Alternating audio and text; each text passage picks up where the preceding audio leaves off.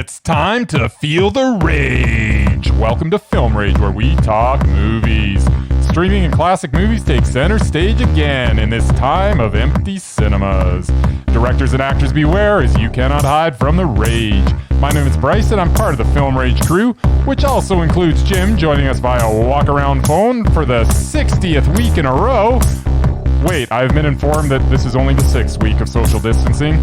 Or is that physical distancing? I don't even know what it's called anymore. What was I talking about? Oh yeah, I was introducing Jim. Hello, Jim. Hey. So, with the introductions out of the way, let's rage on. Yes, I have to agree. It does feel like week 60. I feel like I've been in a bubble. I feel like the bad actor, John Travolta, in Boy in the Plastic Bubble. This week on the agenda, we're going to talk streaming. We're going to talk Doubted, Undoubted, and Mesmerized list. We're going to do our film genre favorites for superhero film. Open rage, rage or dare, and then close her down. Cool. So, hit me with some music, baby. Will do.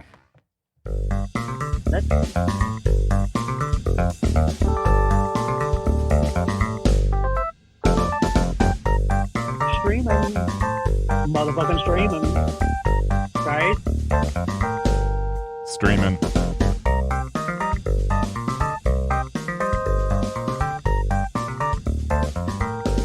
I do like this music. I'm too caught in the groove. Yeah, I'm too caught in the groove, man. You know what? Let's just skip the podcast. Let's just play streaming for an hour. Well, for those people listening at home, they could just make their own porn movie with our streaming music. So it kind of works for everybody. All right. I guess we'll get on with the podcast then. Yeah. So, what did we stream last week? We saw a bunch of different stuff. We did. Bunch of different types of movies too. It's kind of cool. Yeah, and all different places. Yeah. So, what was the first one that we saw that you had suggested? And I have to say, I'm happy you did. Are you? Huh. Well, I am. Yep. We're going to talk about that. I suggested 0.0 megahertz, 2019 film. On Shudder, yes. That is where you can see it if you really are desperate to kill an hour and 40 minutes. I'm not sure I suggest doing it, but let's see what I actually, thought of it. 0.0 megahertz. Members of a supernatural exploration club go into a haunted house. Sounds awful. This is a Korean film, so my expectations were immediately high, but this was about the least original movie perhaps ever made. It literally stole every idea within its script from other movies. And not in a wink-wink, nudge-nudge way, but more of a blatant theft way. It also had a strange, uneven, schizophrenic soundtrack that borrowed from other movies as well. As I say, very little originality here. It starts with a bunch of teens that are in a school club called the 0.0 megahertz club. This is apparently the frequency at which it's possible to communicate with the dead. Anyway, this group of stereotypes, complete with, the slut, the jock, the nerd, the shy outsider. Wait a minute, seems like the Breakfast Club is about to go on an adventure. We have the obligatory stop at the gas station for supplies before going into the countryside. Yes. Yeah, where we get the attendant, of course, warning the group not to go to the place that they're going to go to, just like hundreds of other horror movies. Watch for about the 22-minute mark where we get a total ripoff of a John Carpenter soundtrack, which was just completely out of nowhere, and we didn't revisit it at all. It's like this music came from nowhere, and then it's gone again. Just John Carpenter soundtrack all of a sudden for some odd reason. As I mentioned, not even the music is original. We also get some strange dialogue throughout. Like at one point, character Yoon Jung, the popular slut of our story, says, "Help me," but then a second later tells the group, "Run away." Huh? Which do you want them to do? Help or run? Both. Yeah, apparently. At the 51-minute mark, we get the creepy kid from The Grudge making a cameo, so that was kind of cool. That was. In a completely unoriginal way. Then we get some more theft as we get a Rise of the Terminator beat. Dun dun dun dun dun dun dun dun dun. I'll admit I was super entertained when they were literally trying to physically beat the spirit out of Yoon Jung. I mean, they were really beating the tar out of her in an unsuccessful attempt to get rid of the spirit within her. So that is the one part of the movie that I was like, yeah, that's kind of cool. Like they were just beating the crap out of it. It was brutal. Anyways, towards the end of the film, we get a character promising that, whatever is happening in the house, that under no circumstances he to come in. Gee, I wonder if he's going to go in anyway. Spoiler alert, he does. We then get the backwards head scene from The Exorcist. And then we got what should have been the last line of the film. If they had faded to black and run the credits after one of our survivors said, "If I were fatter, I'd be dead." At least it would have had a memorable last line. But instead, we got a tacked on last scene that had me shaking my head. Dumb ending that left me saying, huh? It really should have ended a few minutes earlier. For its unoriginality and its dumb ending, this movie more than earned my rating. This movie was a rage. What do you think of that, Jim? I think everything you said is true. But nice. I loved every minute of it. I thought I took it as this was tongue-in-cheek. I thought this director... I didn't get that at all. If that's what I got, I probably could have enjoyed it. Yeah, I don't think you obviously didn't get it. Like, for me, I was channeling it. I thought, like, from moment one it landed, I'm like, this is the best. This is like, when you watch those cheesy movies when they do, like, the rip-off of, like, Scary Movie was a rip-off of all these other different movies. This was like that type of movie, but not done funny. And I loved like, fair enough. Me, it was just like, oh my God, it was so predictable. Like, it was just so predictable. And it was so, the thing there was a thing that I actually really loved the most. The chant was so awesome. May the dead come back here. But they're saying it in Korean. It was just so fun. Everything about this movie, it was like influences from Cabin in the Woods, and then there was influences from Evil Dead, and there were influences from Cabin Fever, and then Blair Witch scenes, and then The Exorcist. Yeah, it was like all the best horror movies thrown into one movie. But there was no tongue firmly planted in the cheek through all this. It was just. Oh, I felt it. The actors were not acting funny. Like, they weren't. It wasn't goofball comedy. No, but it was. I mean, anybody who watches a horror movie and sees this goes, "Oh my God, this is a rip off of this. This is a rip off of this. This is a rip off of this." I just thought it was fun. Like, it's just like when you say how you love slasher movies. Mm-hmm. To me, this was like, it had all the good scenes I like from the possession shows, because possession is like, it was such a hodgepodge though. It was like plucking from all sorts of different genres, and it just was a mess. It was just all over the place, but I kind of liked it being a mess. At first, it was a glorious mess. Really it was a glorious mess. Like, I know if I was in your mindset when you saw this, I think, we talked about this in the past. That if you get a movie where you're not in the right mindset to watch it, you're going to go absolutely into a rage. And that was the same situation that I'll talk about later for one of the movies we watched this week, because I was raging through most of it. But this one, I was kind of like, mind it. Like the stopping at the gas station too. I was just like, oh my God, it's so fun. And that's what just got the whole thing rolling. I was like, when they stopped at the gas station, I was like, oh God. But yeah. Yeah, they're totally going to stop at a gas station. I never. And the first they had to buy beer. It's like, wait a minute. Yes. This looks like every other movie I've ever seen where they go up to the cabin in the woods. Except, The Breakfast Club was starring in it. Yeah, I actually loved your analogy of that. The Breakfast Club. I wasn't channeling the Breakfast Club at the time, but now I might go back and watch it again. Oh, and it was actually totally. Try and get more connected to the Breakfast Club. It totally was. So actually, we got to be big conflicts this week. I'm giving it a Mondo. I thought it was funny and fun. You haven't won me over, man. It was a rage because I just did not feel the fun. It just like, this is just one big rip-off. Why you didn't. I do know why. What was with that soundtrack too? I mean, it didn't even use music that often, but then this weird music would come in that doesn't even really fit most of the time, and it was like, I know what is going on? But I love that about random. I love randomness. You know that about me. I'm all about random. This was like everything about this was random. Yeah, it was random, all right. Let's go from something that was really bad to something that was really good. So I think you're going to talk about Beastie Boys' story here. I am going to talk about it. So I have to say, had I seen this before we made our list for the best music documentaries, I'm sorry, you would have dropped out of my top 10 and landed in honorable mention, because this would have made number one for me. I know you're not a big Beastie Boys fan. I'm not a huge Beastie Boys fan, but I'm a fan. Mm-hmm. And, I like their music. This was like you were sitting with a bunch of guys. Like, it's like the Beastie Boys are your best friends, and they're just hanging out with this crowd. The two remaining Beastie Boys walking through the history of the group.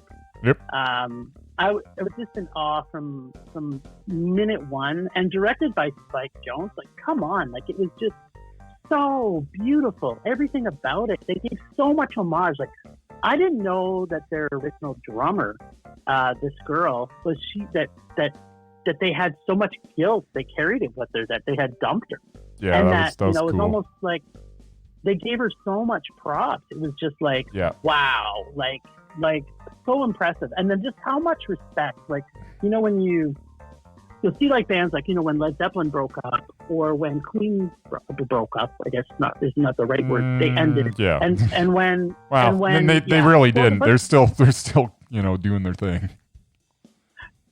Led Zeppelin did not. No, not Zeppelin, but Queen. Time. But anyways, Queen go on. didn't either, though. Queen stopped for a long time before they reformed and started doing stuff. Well, so it's interesting. These guys. Well, yeah, okay. Well, we'll leave that aside. But you know what I'm getting at is that I do. This is two guys that they have so much respect for the third member of their band. They probably are still doing things creative together, but the Beastie Boys is done, because the Beastie Boys was the three of them. Yep. And that's what I felt. So you did get to see it. That's good. I did. So I knew, to be honest, I knew very little about the Beastie Boys going in, but I enjoyed this a lot. It was entertaining and informative, and was presented in a fairly unique way. Thoroughly enjoyed it. This is not just a doc for fans of the band. At its heart, it's a tale of three kids who sometimes compromised, but through perseverance found their voice, and eventually were able to find artistic freedom by relying on each other's friendship. It ends up being a pretty inspiring tale. It kind of morphs into a eulogy for Adam Yauch towards the end, but it does it seamlessly, and it's not contrived at all. Really liked it. Absolute mondo. Yeah. So here's a question for you then. Do you think this might have made your top 10? No, it wouldn't have made my top 10, but I did really, really like it. It might have got an honorable mention, because I liked it that much, but there's nothing in my top 10 that I could have punted for this. Oh, there you go. So we got two Mondos. Absolute Mondo. Absolutely. Sweet. Yes. All right. So from that, we go to My Spy. Yes. Which I could not believe when you said, you know what, we should watch My Spy this week, to which I was like, okay. Why? Why? But whatever. So if, those of you that don't know what My Spy is, it stars Dave Bautista. It's a hardened CIA operative finds himself at the mercy of a precocious 9-year-old. Wow, that sounds awful. What did I think of My Spy? I guess it was harmless family entertainment. But there's little to talk about here. Story was meh. Acting was meh. Direction was meh. Didn't hate it. But I would guess that if you asked me if I saw this movie a year from now, I may tell you no. I haven't seen My Spy. It really left little impression on me So, meh. This is kind of the definition of a meh movie for me, to be honest, because nothing stood out. I think I might have chuckled once or twice, and in 90 minutes, that's not enough. Yeah. What did you think, Jim? Well, I've got lots to say about this movie. Go for it. First, I need to mention, as you know, yes, creepy kid movies always start with an 11 and work their way down. Yeah, but she wasn't a creepy kid. Exactly. But but here's the twist.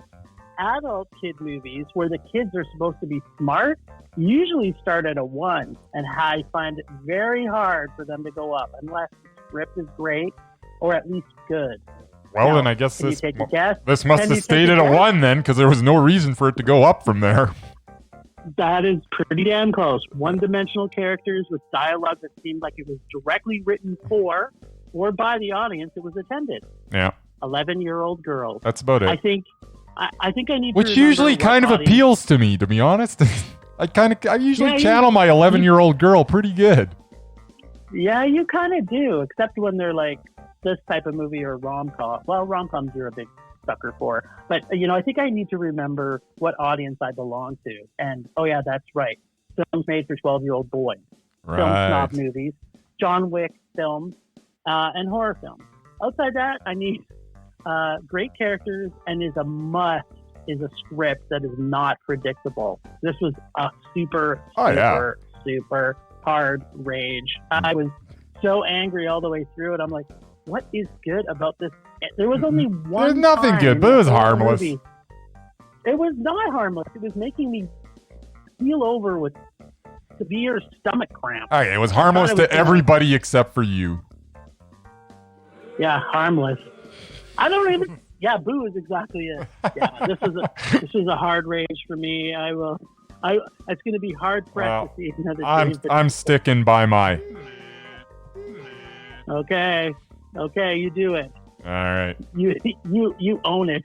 I am owning my. Attaboy. All right, sir. What else did we see? That's enough about My Spy. Yeah, so I don't know if you got to see it. Circus of Books. I did get to see it.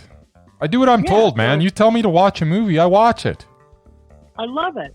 Now, next week's whole episode will be dedicated to 1974's entire book of porn. But this week we watched Circus of Books, and I really love this movie. It wasn't the movie I thought it was going to be. Mm-hmm. There's a few lines in there I gotta bring out. So go for it. The one line from the mom in the film. It's just basically her story, really. She's a central character for sure. Yeah, Karen Mason and Barry Mason. I wish your movie was done so I could see how it would turn out. And this is specifically pertaining to her business and her life. Mm-hmm. And another great line she used was, you just always think that you know what's best, and you're wrong. Parents are only smart for a very small window of time. Mm-hmm. And I think that line to me sums up this whole movie. This movie took me on a journey I was not expecting. I mean, first off, Circus of Books, I had no clue what it was about, although if you look at the poster of it, it's this super cut guy on the front. You're going like, okay, what's this? And then you see two old Jewish people sitting in a couch. So it's kind of like, okay, what is this about? This movie, I thought it was just going to be this journey of these two people that got into becoming the biggest purveyors of gay porn in the United States and North America. But it became so much more than that. Absolutely. Interestingly enough, one of their sons comes out as gay, and here's the couple that's the biggest purveyors of porn, and the mother has a shit fit about it. So it was wouldn't like quite what? go that far, but yeah, she wasn't well, happy. She kind of blew her son's mind. I mean, he wasn't expecting that. No. But Dad was cool. Your dad's like, whatever. His dad's like, yeah, whatever. You're gay, whatever. Yeah, that's I cool. got some videos I could rent you. Yeah, I loved it. I thought it was great. And then, the movie ends. You see them. They close the bookstore, yep. And she's on a whole new mission to be such a visionary for other moms whose kids are coming out. So, and they talked a lot about their very strong Jewish heritage and beliefs, and how in the Jewish faith, and with most really strong faith, like strong Christian faith, strong Jewish faith, Catholic, all these, is that to come out as gay or non-binary or transgender or whatever, it's really tough for kids, and it's really tough for parents to be able to go through that journey. And so this journey took us through a bunch of different things that I was just along for the ride the whole way. It was a mondo for me. Cool. So, as far as I was concerned, to be honest, I really, you said you were watching this. I was like, really? I'm like, all right, I'll watch it. So I really wasn't looking forward to this one, but I'm glad I watched it. Really enjoyed this unexpected journey that the Mason family took. Karen and Barry were definitely worthy of having their story told, even though they seem not to understand why. Especially Karen. Yeah. She's like, what? Yeah. Why are you filming us? Funny and at times emotional doc that hit most of the right notes with me. It was absolutely a mondo. Yeah, there was times like near the end there, I was like bawling my eyes out. Like, I cannot believe the emotional journey I just went through. Yeah. Right after watching a lot of potential gay porn. I was like, how does that happen? Yeah. So, yeah. I mean, normally gay porn doesn't make me go there. So this was a really big surprise. There you go. All right. A couple of mondos there. Very nice. Very nice. Yeah. So we started with a mix, bag of tricks. Mm-hmm. And then we ended with a double mondo. Double mondo. Not a bad way to end the segment. Let's. Yeah. All right. So we are going to move on to the next segment, which just happens to be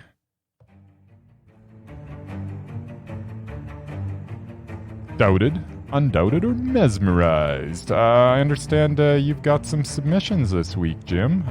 We're going to just roll with you because I was spent last week after trying to come up with something. So it's all on you, my friend. Well, I may have some issues, but give me a second here because guess who's not prepared like normally is. We all know you have issues, Jim. Yeah, probably potentially too much issues, to be quite honest. Yeah, you're a bit of a handful, really. I actually made a list of 4. 4? I'm only giving you 2 because I've got to keep 2 in my back pocket. Okay. Now, I know one of them's not going to make it, but I want them on the agenda so that they will potentially it's not going to make it. It might. It might. All right. Okay, you have piqued my interest. You've piqued my interest. Let's lay it on. Let me start with the one that, okay, I'm just going to count these down. 1, 2, 3, 4, 5, 6, 7, 8. There's 9 movies. The reason that we have to wait for one more is because of the 9 movie collection that this person has made. 2 of them are animated films. Oh, yeah. So I am nominating for the Undoubted. I know, but I want to make sure that this is marked on the calendar for when they make their next movie, that we see it. And guess what? It's just a slap it into the basket. I can't wait any longer, Jim. Lay it on me. It's Wes Anderson. And we're starting at Bottle Rocket. And first of all, just so you know, all 9 of his movies are mondos for me. And I have a feeling that you're going to be pretty close. If not, you'll have one miss. Bottle Rocket, mondo. Mondo, like right? Super Mondo. Rushmore, mondo. Rushmore, Super Mondo. Royal Tenenbaums. Super Mondo. Mondo. Well, yeah, everything you're saying, everything he does is super. So, The Life Aquatic with Steve Zissou. It's a mondo. It's just a mondo. It's not a super mondo, but it is a mondo. It's a super duper mondo for me. The Darjeeling Limited. Mondo. All right. Now, we know this movie is both one of our favorite movies. Yep. The Fantastic Mr. Fox. It's probably one of my, I would say it's in my top 5 favorite movies of all time. I'm serious. I'm serious. Like, yeah, I have such affection for that movie. It just makes me so happy, that movie. I don't know that a movie out there makes me happier than that movie. I cannot argue with that. It's definitely in my top 20 movies of all time. Yeah. I love this movie. Oh, It's so a good. Mondo, but it's animated, so that takes it out of the list. It does. Moonrise Kingdom is Mondo. Absolute Mondo. The Grand Budapest Hotel. Oh, also super Mondo. Yep. And last but not least, the Isle of Dogs, which leaves us with another Mondo. It is but another yet Mondo. Another animated Another film. animated film, yeah. So Those just stupid so rules. you Who came know, up with these dumb rules? Apparently you and Murray, but that's Oh, yeah. because I said they should, but you said not. So what we do know, Yes. and we will find out this year, he's making a movie called The French Dispatch. Yep. And it is I knew that. completed. And I haven't seen anything from it, but if it's like every other, I don't know when its release date is. Oh, here we go, October 16th, 2020. Yeah, So, well, Put it on there. tentatively. Put it on your calendars, people. Put it on your calendar, people. October 16th, 2020. If it's still a thing, we will be able to see this. How- And Wes I'm Anderson sorry, how- will be gently. is that the 10th? That can't be the 10th, No. isn't it? That'll be like No, the 8th, so, right? Okay, so here we go. I'll back it up for you. Yeah. Isle of Dogs. Okay, is 1. Grand Budapest Hotel is 2. Moonrise Kingdom is 3. Oh, yeah. It's Fantastic got Mr. to be Fox is 8, 4. right? The Darjeeling, yep. The Darjeeling Limited is 5. Yep. Let's Aquatic is 6. Yep. Royal Tenenbaums is 7. Rushmore is 8. Bottle Rocket is 9. Take away 2. That leaves us with 7. Okay, so we just... at the end of this year, we may have another director on our Undoubted. There's no may have. It's going to be Mondo. It's not going to be a race. There's no gonna be way a it's Mondo going to or be a a Meh. yeah. And I would be absolutely floored if it was meh. The man has done absolutely no wrong. His sense of humor is right up my alley. Yeah, mine too, buddy. Yeah. Mine too. When I saw Bottle Rocket, I was like, oh God, I hope this guy keeps on making movies. And then he did, and it was so awesome. Yeah. I didn't see Bottle Rocket first. I saw Rushmore first. Oh, did and you? Rushmore was one of my favorite movies for years, and Yeah. I had to go back and get a copy of Bottle Rocket after that. So. They're my OR scrubs. Oh, are Yeah. they? Oh, yeah. Oh my So God, good. that movie is so good. Okay, so I'm just making a note. Wes Anderson is on. What do they call that in baseball? You know sports terms. He's on. He's on base. Oh, he's on the turkey or something. I don't know. What is it? No. He's on the backup. Like he's waiting to go. He's on the reserve list. Okay, he's on the reserve list. But he's For also one more movie. he's on the he's in the bat. No, when you're about to go up to bat, but you're not. Yeah, you know what I'm talking about. Anyway, what's that someone called? Sportsy will tell us that. I don't know. Well, he's in the bat. Yeah. Whatever. Let's move on. I should know these Somebody things. will tell us. I know because you're sports dude. I'm getting mouthed okay, from the so- corner here that it's batter's box. He's in the batter's box. Okay, so now He's not at the plate yet. But when he gets He's to not the at the plate, plate. he's gonna hit a home run. Oh, yeah, no doubt. All right. What else you got? So I'm gonna say you got to let me know either Canadian or Mexican or Spanish. I'm sorry, it's my choice. Yep. Canadian, Mexican, or Spanish. Yep. I'm gonna go with Mexican. All right. So Jim is nominating Robert Rodriguez. And going back in time, Okay, list them off. 2005, Sin City. Okay, It's a Mondo. Mondo. Yeah, it's a Mondo. And then The Adventures of Shark Boy and Lava Girl 3D, which is, I found it a mess, but that's because I love Rodriguez. I'm gonna. If it I gets don't. to rage, it doesn't go anywhere else. Okay, just a second. I'm trying to rack my brain to think if I've even seen this. And I'm gonna go with no. I haven't seen it, so that might be the only. It might be the only thing on the list that I haven't seen. So I might have to watch it. But let's keep on going. Okay. Planet Terror, which is a Mondo. Mondo. Machete is a Mondo. Machete is a super Mondo. Exactly. Spy Kids 4, all time in the world. I gave it a meh. Haven't seen it. Okay, so there's two of them that are kind of in the similar end. Then he's got Machete Kills, which is a Mondo. It's a Mondo. It's not as good as Machete, but it's still a Mondo. It's still not bad. It's a Mondo. The evil Catholic villain. Yes. To the death. And he's making Machete Kills in Space coming out next year. And then after that, we have Sin City, A Dame to Kill. I gave it a meh. It wasn't as good as Sin City. So unless this is a rage. I'm sorry, what was it? Sin City, A Dame to Kill For. That was a movie? Yep. How do I not know this exists? And it was in the theaters? Yes. It's the second part of Sin City. Maybe I watched it. Maybe I just forget. That's crazy. Okay, and then the last one, which I know was a Mondo for you, is Alita Battle Angel. Yeah, I was so shocked that was so good. I don't know why, but it was really good. Man. It's gonna be good. So you've got a lot to do this week. Yeah, I got to do some homework on this one. He's on the list, but so you've got to see Sin City Dame to Kill For. You've got to see Spy Kids 4, and you've got to see Adventures of Shark Boy and Lava Girl. Okay, so Taylor Lautner was Shark Boy. I'm already having my doubts about this. It's a kid show. Although, if you hate he was also in, a little movie called Twilight, which, was pretty good. Yeah, it was great. Whatever. You don't believe that. Not for a minute. So there we go. We've got two. Not all the way in yet, but they're on base or something. They're in the batter's box. They're in the batter's box. Sure. That's where they are. I tell you. All right. I will. So we got to wait till the end of the year, hopefully, to get Wes. Wes is going in. I mean, it's absolutely no brainer. We should put him in.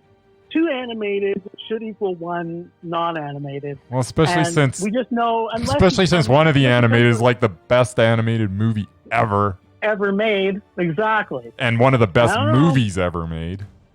Exactly. Like no movie has made me as happy as that movie made me. I watched it in the theater and I just giggled. I giggled through the whole thing, and then I bought the Blu-ray. And I was looking so forward to it, and I put it in the machine. I was like, this can't possibly be as good as it was in the theater. It's just, it can't live up to that. And I watched it again, and I giggled through the whole thing again, and it made me so happy. Oh, I love that movie. It's true. It doesn't matter how many times I've seen that movie. Yeah. It still brings me joy. As does Isle of Dogs. I love that. Yeah, Isle of Dogs is awesome, too. But rules are rules. I'm sorry. We have to wait. Well, at least we know he's getting in. Oh, he's totally a matter getting of time. In. Yeah, there's no way. Awesome. The guy does no wrong. Yep. All right. Well, that's all I got for this week's for the nomination. So I got two more in backup. So you'll get to hear those next week unless you can come up with something better. All right. We'll have to wait and see, I suppose. All right. Well, let's talk superheroes. Superheroes. Hey, it's kind of superhero music, really. Kind of does. It's kind of appropriate. I could see, Superman flying through the sky with this plane in the background. Yeah. And speaking of superheroes, before I jump in with my top 50 list, which I had to narrow it down to top 50. Okay. I've got Murray's top 7. You got Murray's top 7. We have Merman sent me his top 7. All right, let's see what the Merman has to say. I did not know this was coming. So I know this was your surprise. All right, let's get it. Merman's top 7. Lay it on me. It is number 7, the very first Thor. Number 6, Captain America: Winter Soldier. Cool. Number 5, Superman 2. Number 4, nice. Deadpool. Yeah. Number 3, Man of Steel. Number 2, the original Superman, the movie. Wow. And his number 1 favorite of all time. Lay it on me. It's got to be Thor. Yep, Thor Ragnarok. Ragnarok. You should have just let me guess, man. Favorite. Yeah. Oh, I'm such a spoiler. And Well, you can guess some of mine. But yeah, Thor Ragnarok was. I think that I would imagine it's on your top 10, but I don't know. I guess we'll find out. Spoiler. It is on my top 10. Whoa, this could be like the favorite combined movie of all of us. It might be. Yeah, it could very well be. It's not. I'm not giving you a spoiler though. Yes. All right. So what do you got for us? All right. This is my honorable mentions. I have 10. You have 10 honorable mentions. All right, go ahead. Yep, and I'll run through them quick. Number 10, 2015 CGI masterpiece, Ant-Man. And it's by Marvel. I'm telling you where the comic comes from, or if it's not from a comic, where it was originated from. Oh, yeah. I'm not doing that. That's okay. I'm a keener. You're not. You are. Spawn, 1997. John Leguizamo, Todd McFarlane, Calgary-born, super comic book writer. Todd McFarlane. The more, as my goodie friend says, the more hella, the better. By Image Comics.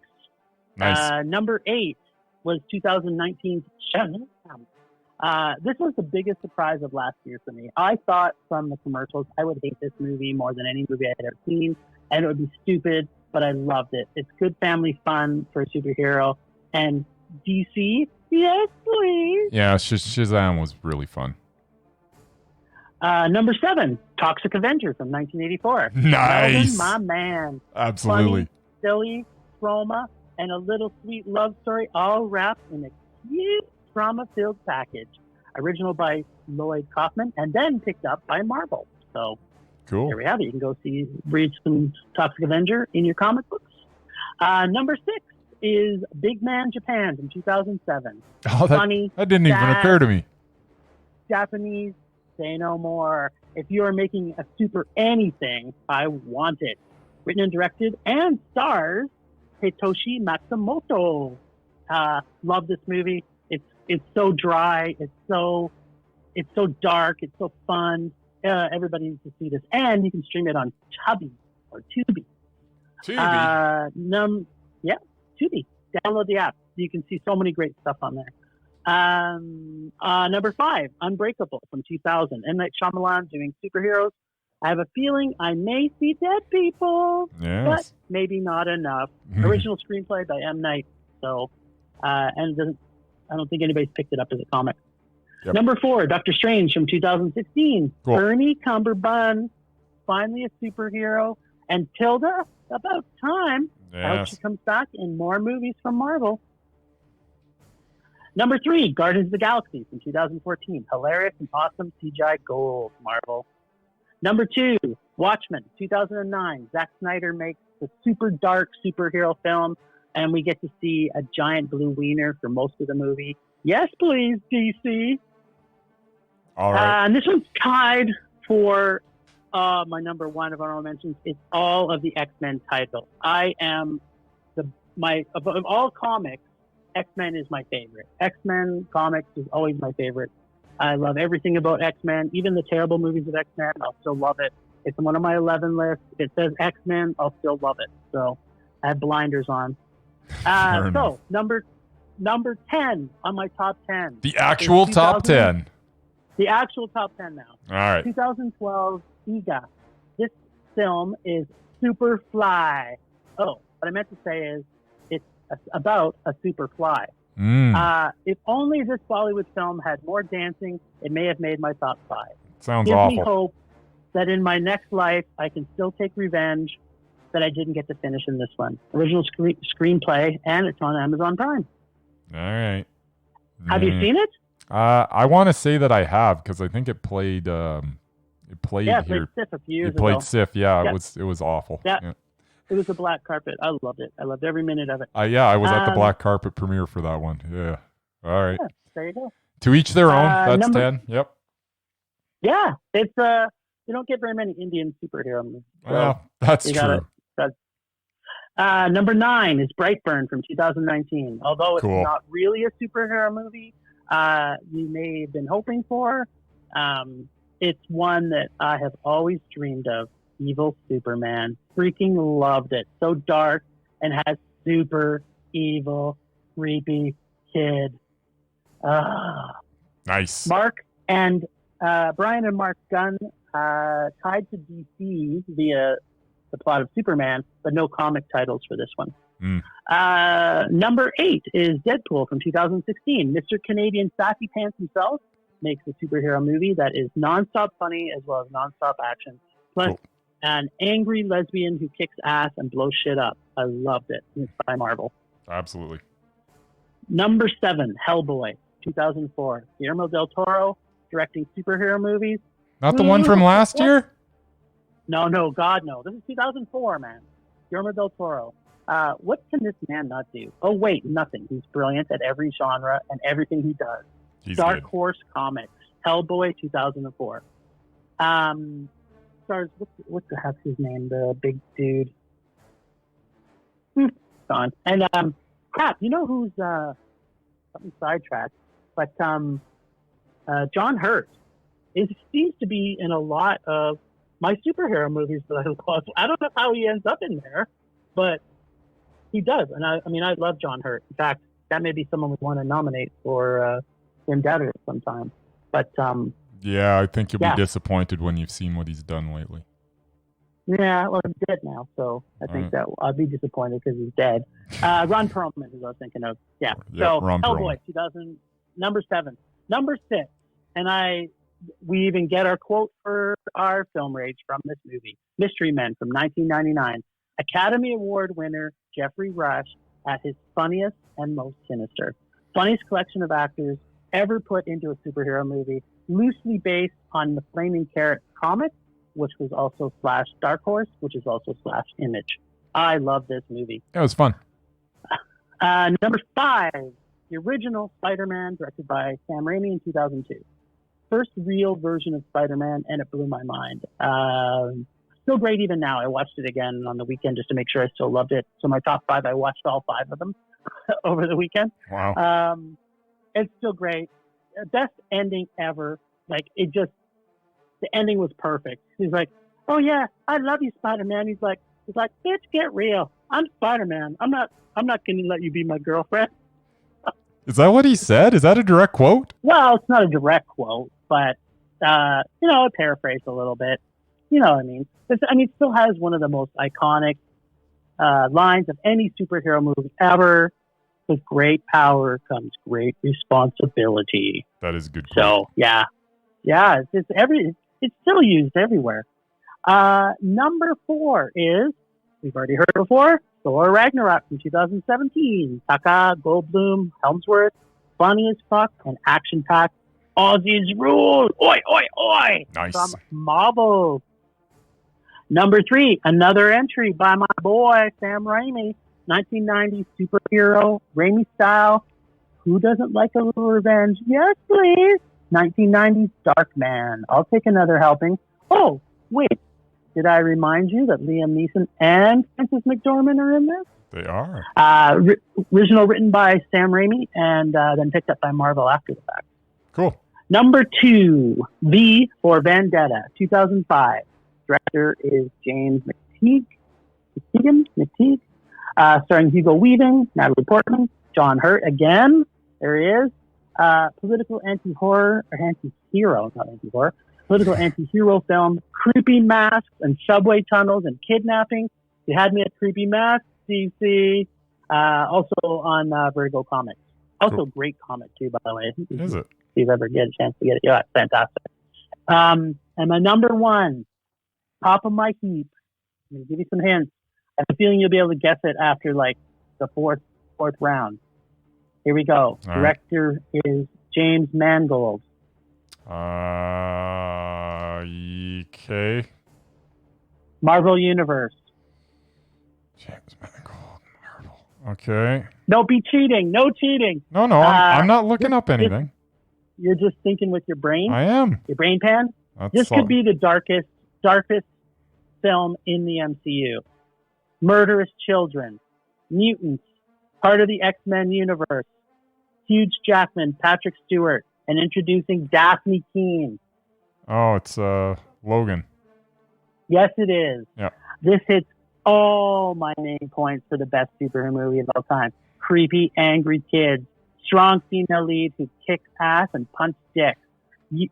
It's about the X-Men universe and dark as fuck, and it's a perfect film. A great way to say goodbye to two old friends. A small tear slowly forms on my eye Yes. as I close my eyes in memorial. Marvel Comics. Yeah, Thank good you. movie. Favorite superhero movie of all time. There you go. There we go. Over to you. What you got?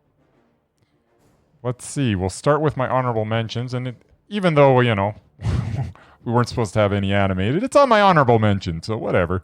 Captain Underpants, the first epic movie, 2017. Tra-la-la! Just fun. And by the way, it's like one of the few times that I've ever what's his head? For some reason, his name has left me. He's so brutal, but for some reason, he was fine in this movie. Why has it left me? Brock's little buddy that in every single movie. Chris something. No. Well, he's in the movie, you mean? Yeah, no, the guy from Jumanji, and he was in Central Intelligence, and Kevin Hart. Yeah, it's the only movie that he's been in, other than he's been in a few, I guess, but overall he just kind of annoys me. But he was good in this. It was cute. Yeah. The books are good too. It was a lot of fun. I read them to my kids. Yep. All right, and to continue with the honorable mentions, we heard Spawn on your list, and it's on mine as well. 1997 honorable mention for me. Good and evil collide in this dark, but perhaps not dark enough for me, adaptation of Todd McFarlane's comic book. Believe this one was in your top 10. Darkman is on my honorable mention. 1990. Yeah. Liam Neeson handing out some justice as an anti-hero who can change his appearance, but only 1 hour at a time. Really good. This one might shock you. Teenage Mutant Ninja Turtles from 1990. Cowabunga, dude. I love this. Yeah, I love this movie when it hit the theaters. But full disclosure, I haven't seen this movie in 25 years or so I don't know if it's if it's aged well at all. But hey, I loved it at the time. And yeah, you should probably go back and watch. Should I watch that again? It's not on my top 10. It's just got an honorable mention. And this probably should have made my list, but it didn't. Batman from 1989. Tim Burton style Batman single-handedly resuscitated the superhero genre. If it wasn't for Batman, right, I don't know that we'd be going through all this right now. It really kick-started the whole superhero genre, so I think everybody actually and music should be. From Prince. It did indeed. Bat Dance, baby. All right. Yeah. So, top 10 superhero movies of all time, according to the only person that matters, me. Number 10, Superman 2 from 1980. Just had to get some Christopher Reeve in here, and Terrence Stamp will always be the only General Zod to me. And that's saying something because the undoubted Michael Shannon took a shot at the role in 2013, but Terrence Stamp was just so good. He is General Zod. Number 9, Orgasmo from 1997. Superhero story the Trey Parker way. As the movie poster proclaimed, Orgasmo, making sex safe again. Funny and educational. Yeah, it was good. I loved it. Trey Parker. So, number 8, Defendor from 2009. Woody Harrelson as Arthur Poppington, a.k.a. Defendor, on the hunt for his arch enemy, Captain Industry. Super entertaining superhero movie. I really liked it. Yeah. Number 7. Yeah, I liked it too. Number 7 would be Thor Ragnarok from 2017. Taika Waititi shows that he could be directing, or that he should be directing everything. He breathes a breath of fresh air into everything that he touches. Man, the guy's awesome. And he's on our waiting list. Yeah, and by far the most entertaining of the Thor movies. Just so good. Number 6 is Deadpool from 2016. Tim Miller behind the camera and Ryan Reynolds in front of it create a perfect storm of action and comedy. Good stuff. Number 5 for me is Guardians of the Galaxy 2014. Honestly, I knew nothing about this movie going in. It started out super entertaining and it never let up throughout. Funny stuff, good stuff. Liked it a lot. This might be slightly controversial, or maybe it won't be, but number 4 is Joker, 2019. Some may say that Joker, especially this version, is not a superhero. And to that I say, Joker is a hero to me, and this is my list, so deal with it. Hey, I put Brightburn on mine. There you go. Absolutely. Number 3, Watchmen from 2009. A super ambitious Zack Snyder movie, does not disappoint. It's as gritty as it gets in this genre, and I loved every second of its running time of 2 hours and 42 minutes. I'm not sure I've seen this many characters so well managed in a movie. Everyone gets the appropriate treatment, and plus Jackie Earl Haley was just unforgettable in the role of Rorschach. Yeah, he's good. Rorschach was just so good. And you forgot the giant blue wiener through the whole movie. Yes, there was a giant blue wiener in the movie too. Thanks for reminding us, Jim. Number two would be Logan from 2017. Oh, look at that. There you go. Familiar tale it's a familiar tale of a man past his prime just trying to get by. But only the man in this case is Wolverine. This was storytelling at its best and might have been Hugh Jackman at his best. Absolutely 100%. Love this movie. I'm totally on board with you. And number 1 for me is The Dark Knight from 2008. This is the only movie that I have watched in the theater twice within 1 week. I watched it and loved it so much that I told my father, you have to see this performance by Heath Ledger. And I took him to see it a few days later. I miss my dad. I wish he was still around. But anyway, every scene in this movie has stayed with me. And Heath Ledger's Joker is as haunting a performance that has ever been filmed. Don't get me wrong, Joaquin Phoenix's Joker was tremendous, but no one will ever top Heath Ledger's interpretation. This is the best superhero movie ever, and to be honest, one of the best movies of any genre ever. And that's my list. That was a great list, except for Logan should have been number 1, but I can forgive you of that. That's all right. It's still a good list. Number 2's not bad.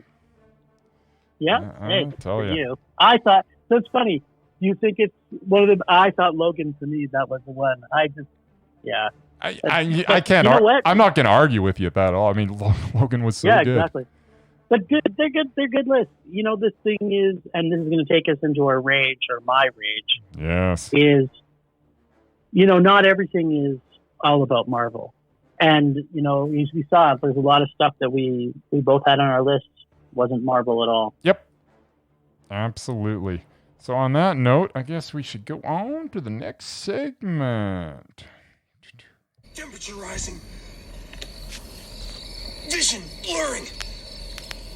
Rage taking over.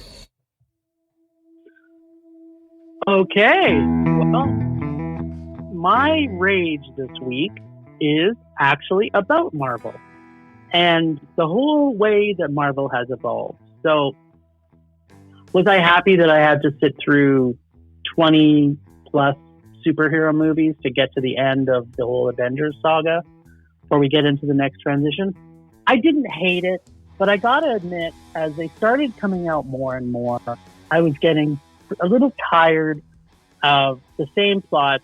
It just became formulaic after a while. And when Disney really took over and started basically in what I call throwing up on the screen, it just started losing some of the juice for me in the universe. Am I still going to go see the MCU in the theater? 100% I will. But what I don't like is the fact is you start to hear things like, oh, Doctor Strange, they had an amazing director who was going to do it, and he wanted to take it in hold. He was going to make the very first horror, quote unquote, superhero movie. So it could have tried to touch base with Logan. So in contrast to that, Logan wasn't made by Disney. It was the final closing movie that Fox partnered with Marvel. And guess what? Made my top superhero movie of all time. Because Fox, as much as we can complain about some of the Fox movies they've put out, like the last of the Fantastic Four, which was a huge dud. But Fox knows how to bring darkness to the screen in the superheroes, I find. And Marvel just doesn't. Like, this is what the thing I'm worried about is for Deadpool 3. With more influence from Disney, if they're not going to let Ryan Reynolds lead this charge with his franchise and gets him into the MCU, and it just becomes whitewashed, painted with, it's not going to be a rated R superhero anymore, which has made Deadpool so much fun. It's going to turn, guess what? It's too much swearing and too much violence for the kids to watch. Well, maybe 5-year-olds shouldn't be watching Deadpool. But there's no way in hell that a 5-year-old should be watching Logan. And I don't know how many times I've been to some of these superhero movies, and you got like these dads in the theaters bringing a 5-year-old, where you see this little girl cut the shit out of everybody on the screen. Marvel, I just want them to not Disneyfy it. And Disney's now owning some of the major franchises like Star Wars, and they've got the Marvel Universe now and a bunch of stuff. And I'm getting tired of it, to be quite honest. I'm kind of thankful that we've got this break from cinema at the moment, because I have a feeling we were just going to be rushed with another couple of Marvel superhero films. And I'm like, you know what? Give us a break. Let us have a couple of years of stuff like Logan or some of the great things like that is kind of a departure from it, like Thor Ragnarok, where you get some creative people and directors involved in the project. So not super rage this week, but I'm just, as I went through my list and started going through everything, obviously there is some Marvel on my list, but interestingly enough, a lot of the Marvel that's on my list also was by Fox. And there's usually will be a lot more DC, a lot more Image, a lot more, Dark Horse, that type of thing. I love dark superhero movies. I'm not much for happy-go-lucky, everybody lives at the end. I want to see people dying. It's a realistic superhero movie. So that's my rage for this week. I'm going to pass it to you. What do you think? You got on board, off board? I tend to agree with you for the most part. In fact, our rages are kind of connected in a way. And I guess I'll go into mine now. Oh, snap.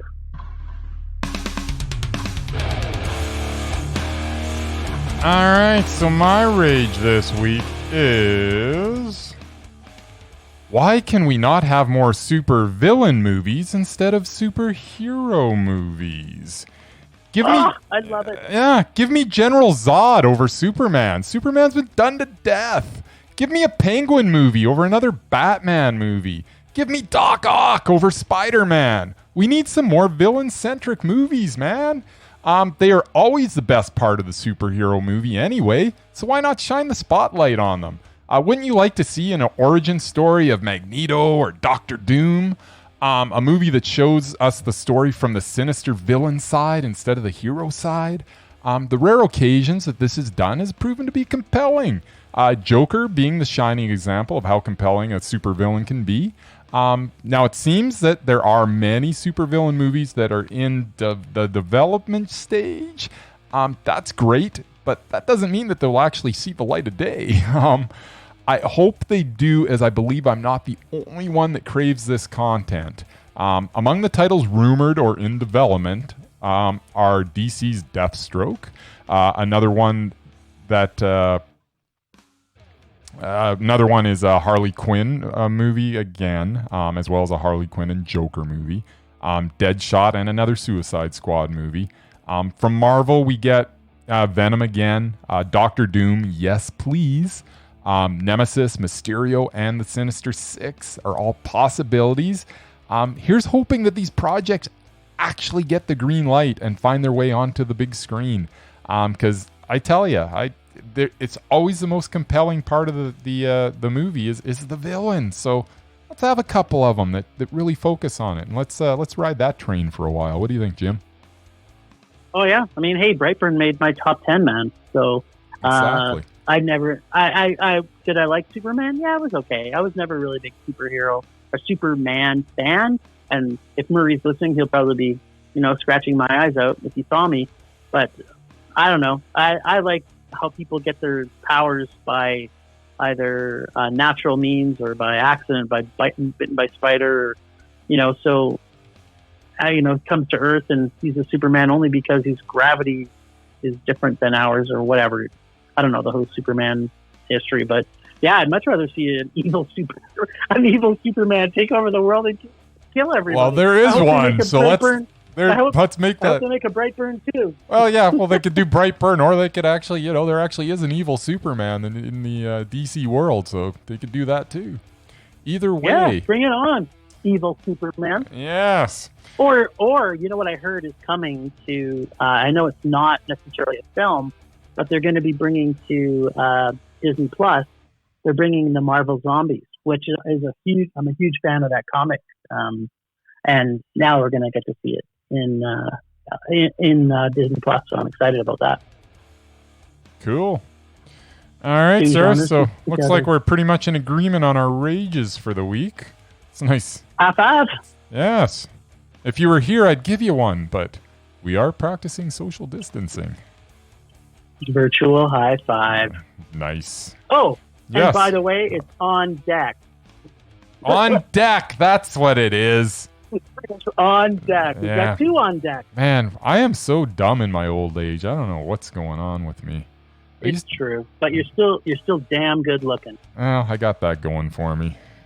I actually seem to be getting more handsome every day. I'm not sure what's going on with that, but hey, I'll take it. I don't know. Why are you not the next underwear model for Calvin Klein? I don't know. It's a good question. We'll have to ask all right. somebody about that. All right, sir. That's enough rage for today. It is indeed. So with that being said... Rage subsiding. Pulse slowing. Anger fading. All right. Well, this week, Bryce was able to pull from Jim's sweet bag the fantastically mesmerizing film by the talented Mr. Sly Stallone, Escape Plan: The Extraction from 2019. Bryce? Is it the Extraction or the Extractors? I think it's the Extractors. Extractors, whatever. Yeah, Whatevs. The great things. Tell us the great things about this super beautiful treasure by our friend Sylvester Stallone. Well, Jim, it was not good.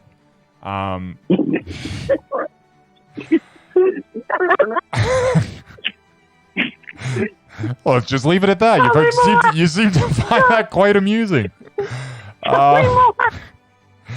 As I was saying, it was not good. I did not understand the motivation of some of the action. It had two separate kidnappings for what seemed like the same purpose. That was kind of weird. Wouldn't kidnapping like one of the people be good enough? You'd think so. Stallone slurred his way through another convoluted action flick. They really need to subtitle Stallone's dialogue, as sometimes he's just incoherent. I'm just wondering who's watching these films. Like, why are they being made? Other than me, that just because I kind of had to. But I don't know. I don't want to talk too much about it because there's not that much to say. But anyway, it had lots of punchy and kicky scenes. Although you could not really see any of the action because the majority of the film is pretty much in the dark. Somebody should have turned a light on so we could see at least what was going on. As I said before, it's not good. Definitely a rage. Oh, by the way, this is the third installment of the series, so maybe if I had seen the first two, I would have had a greater investment in these characters and perhaps a greater appreciation for this film. But no, I wouldn't have. I doubt it. Right yeah, there's not much chance of that. Yeah, it was bad. It wasn't like the worst Rage or Dare that I've had this year, but it was not good. How was 50 Cent as a fine actor? He was not good. Everything, it was so flat. Just the whole thing was flat. I felt bad for what's her head? Jamie King.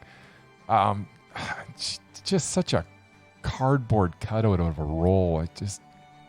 I don't know why she ended up doing that. I just felt bad for everybody in it, really. It's like, why? They must be just reevaluating their choices in life that they ended up in this movie. But you know. So, the original starred Arnold Schwarzenegger and Stallone. Okay. And when it came out, I watched it, and it was painful. Yeah. And I just thought, it can't get any worse. And then it did. It kept getting worse. Yeah. No, it was not a lot of fun, but that's what this is about. It's kind of the reaction you were looking for. That was it. So much joy. I have to watch him with subtitles, or I can't understand what he's saying. Like, what did you just say? I don't know what he's saying. No. So, Is that what steroids do to your tongue? I don't know. It did something to him because I guess that's what he does now. Eh? He just pumps the steroids like they're going out of business. So he's roided he's got no testicles left. I'm sure of it. Yeah, keeping the steroid manufacturers in business. Good on you, Thank Stallone. God. Way to go, Sly. There you are. All right, well, I've got to choose rage or dare. Yeah, I'm actually curious. Which way you leaning there? Rage or dare? I think you gave me a little bit of a hint that I have seen so many fucking terrible musicals already on this Rage or Dare segment. And that you're guaranteeing that there's an option that if I pick Rage, I'm going to see another musical. No, you might see a musical. If you pick Dare, I guarantee it's not a musical. But there are musicals in the Rage bag, so it's on you. But if you do pick Dare, I'm telling you right now, Dare's bad. It's real bad. But it's not a musical. Is it worse than... okay, I'm picking Dare. And I'm only taking it because I can't see another musical. Not for at least another month. So I'm picking Dare. Give it to me. Dare. What am I seeing? You are seeing the 1996 classic comedy Ed, starring Matt LeBlanc and a monkey. What? I love this movie. You love this movie? Well, you're watching it again. Yeah. I can't wait. From 1996. 1996. I believe the monkey plays baseball, if memory serves me correct. Yes. I think the monkey may be on deck. He might be on deck. And then when he's, at the plate, he'll be in the batter's box. So yeah, I know baseball. A trained chimpanzee plays third base for a minor league baseball team. That's sign me up. That is comedy gold. Golden shower, maybe. I am not going to like this movie. No, you're not. I remember seeing it. I hated it then. I'm going to hate it even more. Oh, no. My God. Yeah, sorry about that, dude. But it's not a musical. But that's so what you get. Yeah, you didn't want a musical, so that's what you get. All right, sir. Well, so that's it for this week. That is it for this week. So, well, thanks, Ragers, for listening. Thanks to the extended film Rage crew of Murray on sabbatical and for giving us this sweet 7 list this week. Thanks for Leonard Conlon for his artistic vision, and photography via Leonard Conlon Photography. You'll get that right one of these weeks. Maybe. I don't know. It's a tongue twister I built myself. Our new cartoonist, Vaughn. So if you're checking out our website, listen to us on Podbean, Apple Podcasts, Google Play, and Spotify. Follow us on Facebook, Instagram, Twitter, YouTube, and check out our website. Please check it out and leave us comments at filmrageyyc.com. We are always wanting your feedback to make this a raging blast for all listeners. So please comment often on any way you can reach us. And please make us rage. Please. Please. That's it for this week. Rage on. Rage on.